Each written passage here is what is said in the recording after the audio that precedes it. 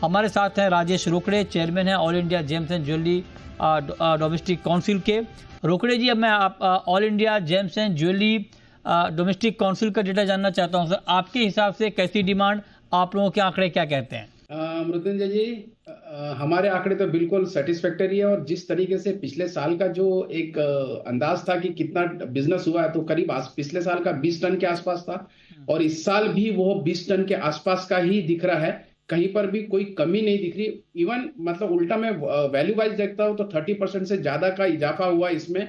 तो मुझे लगता है कि मैंने अभी मतलब सभी तरफ से हमने 3 दिन से रोज फोन से बातें हो रही है। अक्षय तृतीया के दिन भी हमने ईस्ट वेस्ट नॉर्थ साउथ सभी जगह बात किया। तो सभी जगह से जो उन्होंने सोचा था, जो हमारे ज्वेलर्स भाइयों ने सोचा था, उससे अच्छा बिजनेस उनको मिला है। और विशेष तौर पे उसके पीछे थोड़ा सा रीजन भी मैं दोहराऊंगा, क्योंकि रीजन ऐसा था कि आज से 1 महीना पहले 91,000 के आसपास का रेट था, और अप्रैल में ही 99,300 तक के रेट चले जाने के बाद जिस तरीके से अक्षय तृतीया के दिन 95,000 के या 95 और 95,500 के आसपास का गोल्ड रेट एक स्टेबिलिटी दे रहा था। इस वजह से ग्राहकों को एकदम समझ में आ गया कि अभी ये स्टेबल हो चुका है, और खरीदारी उन्होंने शुरू कर दी थी। अच्छा, मतलब आपके हिसाब से आप कह रहे हैं कि वॉल्यूम टर्म में कोई डिमांड में कोई गिरावट नहीं है, ये उतनी है जितनी लास्ट ईयर थी?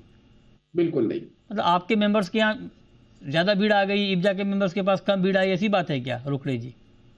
देखिए, इंडस्ट्री तो सभी की है, मैं ऐसा नहीं कहूंगा। लेकिन अगर मैं इसको अगर क्वांटिटी वाइज भी आपके सामने रखता हूँ, ये टोटल इंपोर्ट होता है कुछ 800 सवा 800 टन के आसपास का, 350 टन के आसपास का रिसाइकल होता है गोल्ड।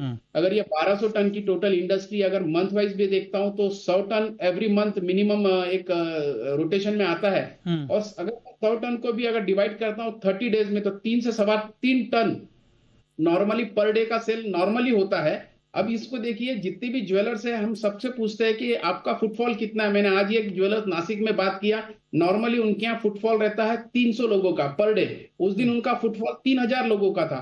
तो कहीं 3,000 मतलब कहीं 10 गुना मतलब 10 गुना ज्यादा फुटफॉल था, कहीं 5 गुना था, कहीं 4 गुना था। तो अगर एवरेज देखते हैं तो 6 गुना के आसपास का ये फुटफॉल ये दर्शाता है कि पर डे का सेल मिनिमम 20 टन के आसपास का उस दिन का हुआ है। ये सीधा कैलकुलेशन है बिल्कुल। अच्छा, तो मतलब अच्छा, आप कह रहे हैं कि डिमांड बहुत अच्छी है, लेकिन आप जरा एक चीज़ बताइए सर कि क्या आप डब्ल्यूजीसी के आंकड़े को भी नहीं मानते हैं?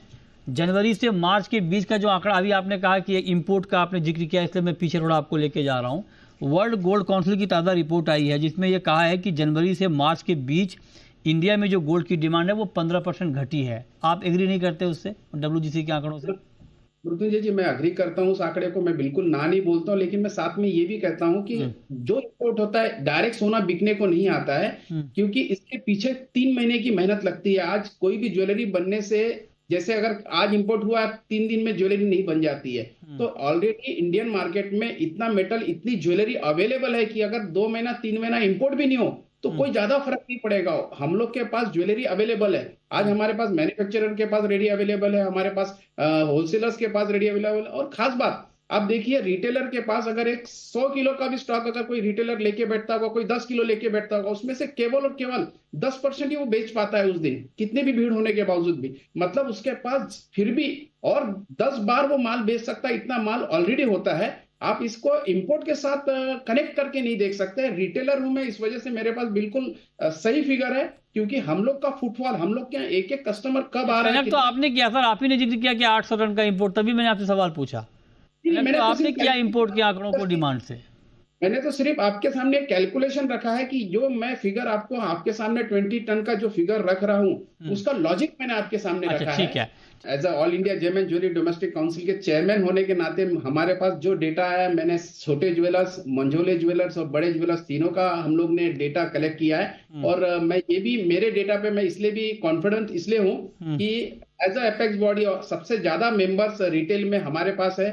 इस वजह से हमारे पास डायरेक्टली उनके साथ बात करते हैं, उनके साथ ऑलवेज हम लोग बैठते हैं। क्योंकि अब हमारे पास ईस्ट में भी हमारे पास उतने ही मेंबर है। मतलब ये कह सकता हूँ कि हर शहर के जितने भी टॉप ज्वेलर्स है, जितने भी ऑर्गेनाइज प्लेयर है, वो सब, क्योंकि हम तो सब जितने भी नॉर्म्स है उसको फॉलो करने वाले ज्वेलर्स को ही हम लोग मेंबर्स और उनको ही एज ट्रस्ट मार्क का लोगो देते हैं। इस वजह से हम लोग उनसे जो डेटा लेते हैं वो बहुत ही परफेक्ट होता है। और रही बात छोटे ज्वेलर्स में, मेहता जी के साथ पार्शली इस पे सहमत हूं कि हाँ, कस्टमर अभी ऑर्गेनाइज प्लेयर के पास बिल्कुल मूव होते जा रहा है। हाँ। और हम लोग भी एज ए जीजेसी जितने भी फैमिली ज्वेलर्स है, वो सिंगल स्टोर क्यों नहीं हो, छोटा स्टोर क्यों नहीं हो, उनको किस तरीके से ऑर्गेनाइज कर सके, ठीक है। यही हम पे काम कर रहे हैं। चलिए डिमांड की बात हो गई। अब आपके हिसाब से अब क्या आपका जोश प्राइस को लेकर थोड़ा ठंडा पड़ा है या अभी भी जोश हाई है रोकड़े जी?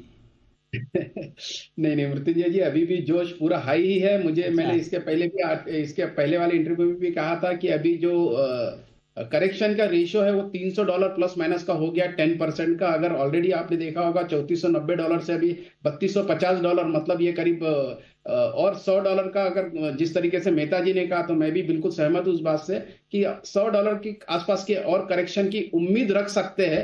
लेकिन ओवरऑल मार्केट बुलिश ही जाएगा, कहीं किसी प्रकार की बैरिश होने के चांसेस दिख नहीं रहे। हाँ। और निश्चित तौर पे जो टारगेट मेहता जी ने दिया, मैं भी वही टारगेट सोचता हूं कि $3700 से $3800 आपको बहुत जल्दी दिख जाएगा।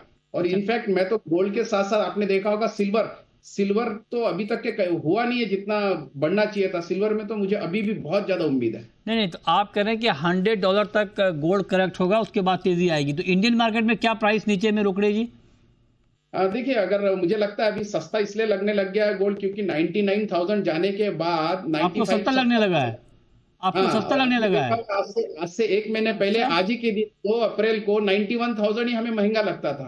अच्छा। तो मुझे ऐसा लगता है कि 1000-2000 अगर इंडियन मार्केट में अगर रेट कम हो जाते हैं या मोटा मोटा 91,000 तक की भी आ जाते हैं, मुझे लगता नहीं है अभी 91,000 का घर दिखेगा करके। लेकिन अगर दिख भी जाता है तो ये अपॉर्चुनिटी होगी, खरीदारी करनी चाहिए। आप कह रहे हैं, ये ऑन रिकॉर्ड है, आप कह रहे हैं कि 91,000 के नीचे गोल्ड का भाव दिखेगा नहीं, ये ऑन रिकॉर्ड है रोकड़े जी? आप इसी बात पे कायम रहेंगे, 91,000 के नीचे नहीं आएगा गोल्ड?